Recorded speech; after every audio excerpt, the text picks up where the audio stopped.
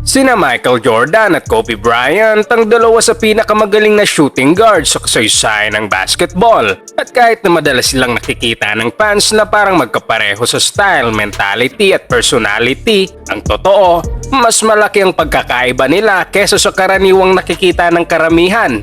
Kaya ngayon, talakayin natin ang mga pinakamalaking pagkakaiba ni Kobe at Jordan at paano nila ipinapakita ang kanilang sariling style sa loob ng court.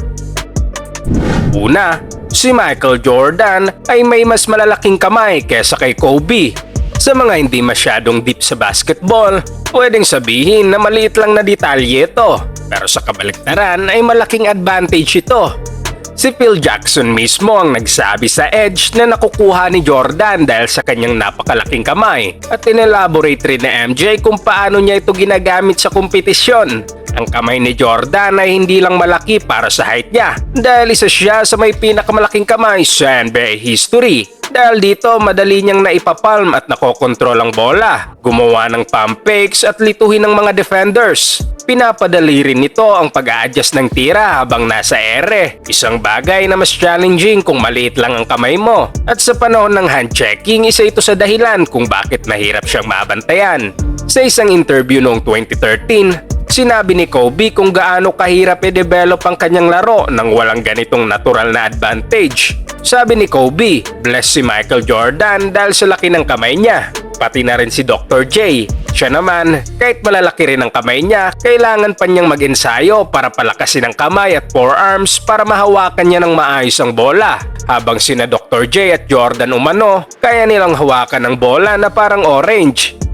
Pangalawa, mas hardworking si Kobe kaysa kay Jordan. Medyo bold ang claim na ito at hindi naman ito meant para maliitin ang work ethic ni MJ dahil isa rin siya sa mga hardest working players sa basketball history. Pero kung titingnan ang kanilang buong karir, may malaking argumento kung bakit si Kobe ang pinaka-hardworking athlete of all time. Kahit si Phil Jackson mismo ay nagpatunay sa statement na ito at may karapatan siya dahil nakasama niya sa kanyang coaching career sina Michael Jordan at Kobe Bryant. Ganon ka-intense ang drive ni Kobe na pwede mo na rin sabihin minsan nagiging negative na sa kanya dahil pinipilit niya ang sarili hanggang sa nagkaroon ng long-term effects sa katawan niya. Kilala ang Mamba sa paglalaro kahit may injury, playing in heavy minutes at sa pag-spend ng sobrang oras sa gym. Sinasabing sa halos buong basketball life niya, 4 na oras lang siyang natutulog gabi-gabi. Ganon ka-insane ang work ethic niya, kaya hindi nakakapagtaka na isa siya sa greatest players ever. Pero sa kabilang banda, malinaw rin kung bakit napakarami niyang injury sa karir dahil willingly niyang inilalagay ang katawan niya sa sobrang strain. Pangatlo, si Kobe ay mas mahusay na perimeter shooter. Maraming basketball experts at players mismo ang sumang-ayon dito. Kabilang na ang longtime teammate ni Michael Jordan na si Scottie Pippen. Kung titingnan mo ang 3-point percentages nila, maliit lang ang advantage ni Kobe at halos pwede mo nang sabihing tie. Pero isa sa mga malaking pagkakaiba ay mas mataas ang tendency ni Kobe na tumira ng 3-pointers na halos 3 beses na mas marami ang 3-point attempts niya kumpara kay Jordan sa buong karir niya. Partly, ito rin ay dahil sa ebolusyon ng laro at pagtaas ng 3-point attempts sa liga. Pero kahit i-adjust mo per era, mas mataas pa rin ang tendency ni Kobe. Analytics din ang nagpapakita na kapag mas marami kang shots, kadalasan bumababa ang percentages dahil hindi ka nagaanong selective. Pero kahit na ganon, pinanatili pa rin ng Mamba ang edge niya sa perimeter. Ang advantage niya sa shooting ay hindi lang sa 3-pointers. Gustong-gusto rin ni Kobe ang rhythm shots, mga tirang isang step o 2 steps lang sa loob ng 3-point lane. Mahusay siya sa ganitong shots, open man o contested. Pero ayon sa analytics, kadalasan ito ang pinaka-inefficient shot sa court dahil medyo malayo at mas mababa ang conversion rate na 2 points lang ang makukuha. Pang-apat, si Michael Jordan ay mas better ang shot selection.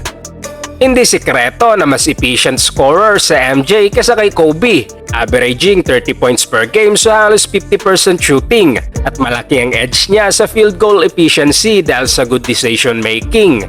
Kahit kilala si Michael sa paggawa ng mahihirap na tira, sa younger years niya hindi niya hinahanap ang mga risky attempts. Malaking portion ng points niya ay sa pinta at free throw line. Habang tumatanda, mas naging mid-range ang game niya. Rare lang siyang mag-settle sa mas mahihirap na tira dahil ginagamit niya ang high basketball IQ niya para ilagay ang sarili sa mas magandang scoring possessions. Si Kobe naman, kahit halos magkapareho sila ng skills, minsan ay nasosobra nito sa confidence.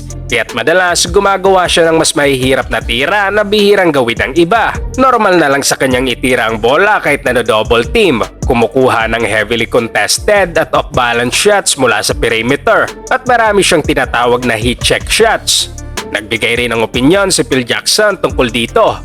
Ayon sa kanya, si Jordan ay naglalaro ayon sa flow ng team offense at bihirang ipilit ang tira. Samantalang si Kobe ay explosive pero madalas niyang pilitin ang sitwasyon at i-take over ang laro. Panglima, si Jordan ay mas durable na athlete.